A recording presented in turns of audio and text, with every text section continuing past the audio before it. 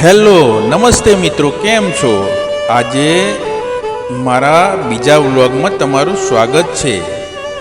હું તમને આજે એક નવો વિડીયો લઈને આવ્યો છું અને જ્ઞાનની વાત કહેવા માગું છું કે ગઈકાલે મેં એક કાચબો ધીમે ધીમે ચાલતો જોયો અને એક સસલો અને એની મજાક ઉડાડતો હતો, પણ સાંજ સુધી કાચબો ત્યાં પહોંચી ગયો અને સસલો તો ઊંઘી ગયો।